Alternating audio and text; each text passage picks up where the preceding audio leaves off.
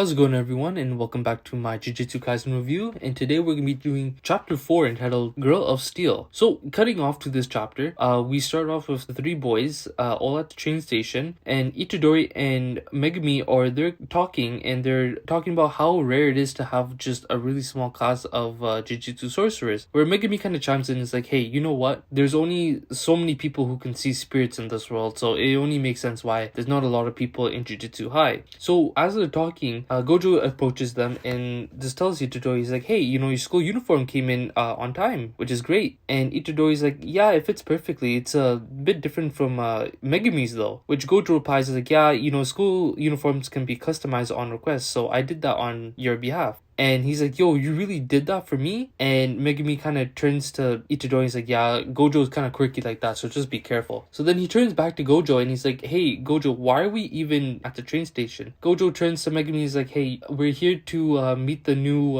recruit. And so we cut away to this recruiter over here. And this recruiter is here trying to grab young girls to do modeling. And we see a young girl just turning him down, saying like, hey, I'm in a hurry, leave me alone. So somebody taps the recruiter on the shoulder and is like, hey, you, what about me? And this recruiter looks at this lady and is like, what about her? And the lady's like, hey, you're looking for models. I'm asking about myself. And the recruiter's like, I'm sorry, I'm in a hurry. I gotta go. And Gojo and the boys are looking over across the street and like, oh, hey, how embarrassing is that? And Itadori says like, oh, how embarrassing is that? While Megumi turns and is like, look who's talking. And he says this because Itadori is wearing a 2018 sunglasses, and he's holding some Coke, and he's holding, I think, a burrito. I don't even know what that is. He's holding some type of food. And so Gojo kind of yells out across the street like, hey, come over here, right? Where we finally get to be introduced to the girl whose name is Nobara. So she says her last name too, but I cannot pronounce her last name, so I'm just gonna put it up right over here. And she goes on and says like, you guys are lucky to be hanging out with a girl like me. And by that, Itadori and Megumi both introduce themselves, and Nobara looks at Itadori, he's like, yo, this guy looks like he used to eat his boogers when he's a kid. And then she turns over to Megumi, he's like, yo, who is this guy all being high and mighty? He probably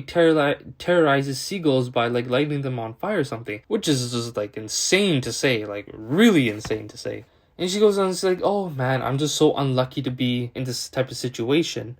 And then we cut away to Gojo and Megumi talking, and Megumi's like, hey, so where are we going? And Gojo's like, oh, since we're all here, I'm gonna take you guys on a little tour. We're gonna go to Tokyo. And Itadori and Nobara are just so excited for this little trip. So they're asking Gojo like, hey, are we going to like the Tokyo Disneyland? Like, they're just asking about all these places. And so Gojo's like, silence. I shall announce the destination. Which is kind of funny because how he does is just like the King Baldwin meme if you've seen on the internet. And he goes and says, we're going to Roppongi. And both Itadori and Nobara are like, oh my god, we're going to Roppongi? And when they get to Roppongi, they're by this like abandoned building. And Megumi's like, yup, there's definitely a curse in there. And Itadori and Nobara like, you lie, you said we're going to Roppongi. What is this place? While Nobara's still cursing out Gojo, Itadori's just kind of over it. He's talking to Gojo now, and Gojo tells Itadori like, there is a cemetery as well as an abandoned building.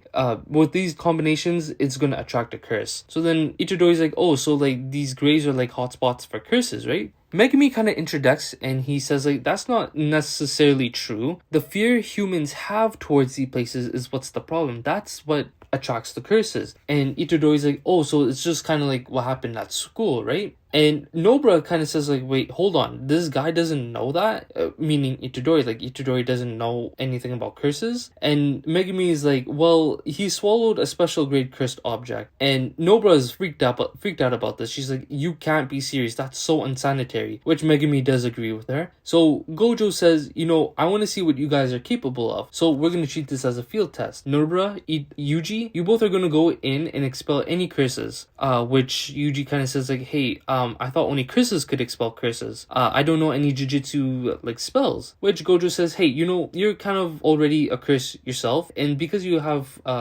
curse energy flowing through you, can't really control it. But here, you can use this weapon, and you can use this to fight off curses. Which he gives him a demon slaughter, and what he can do is he can infuse his curse energy into this blade and just take out any curses.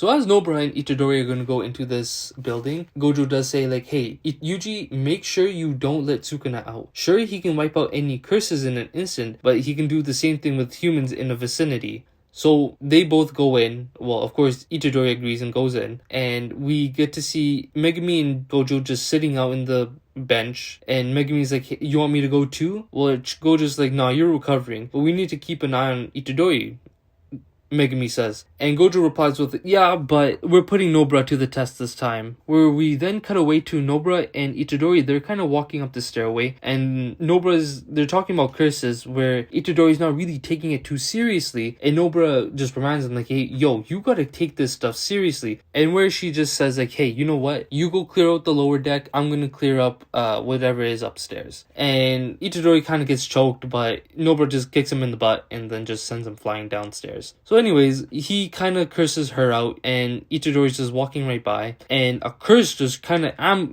attacks him from above. But thankfully, Itadori figures out where the curse is and takes it out pretty swiftly. And he just kind of brags about himself. He's like, "Yo, I got some moves." To where we then cut away to Gojo, and Gojo's like, "Yo, this guy Itadori, he's pretty crazy up there." And Gojo goes on and explains like, "Yeah, there are like different types of curses and take type of forms," and Itadori knows that, but he's not hesitant to take them out. He's not familiar with curses at a young age like you, Megumi. We're talking about a guy who is just your average high school student. And he goes on and keeps talking to Megumi. He's like, there are jujutsu sorcerers with great potential, but if they can't get over their disgust or fear of curses, then they're gonna just go fall by the wayside. And he's like, you've seen it before, right, Megumi? And Megumi kind of looks a little somber in this panel, but then again, we cut away to Nobara, where she's on like the upstairs floor, and she's in a room with a bunch of mannequins. And Gojo says like, I want to see how crazy she can get. And Nobara asks these mannequins like, hey, you, Chris, the mannequin in the middle, is that your idea of hiding? And she pulls out some nails, and she also pulls out a hammer. She's like, no reaction? Then it's time to say goodbye. Then we cut back to Megumi in the present, of course, and he's like, but she's experienced, isn't that enough? Where Gojo kind of goes on and says,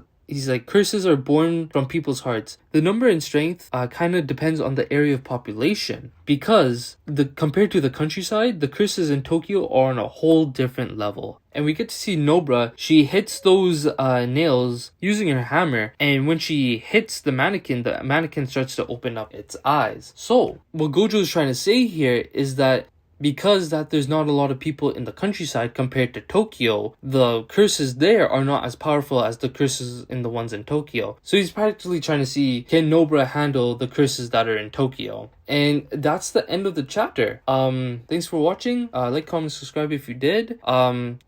Good setup to this Nobara character. I haven't watched the anime in a long time. I'm not too sure what's going on currently. I know it ended, but I'm not too sure what happened at the end. But anyways, hope you enjoyed, and I'll see you next week for chapter 5. Take care, everyone.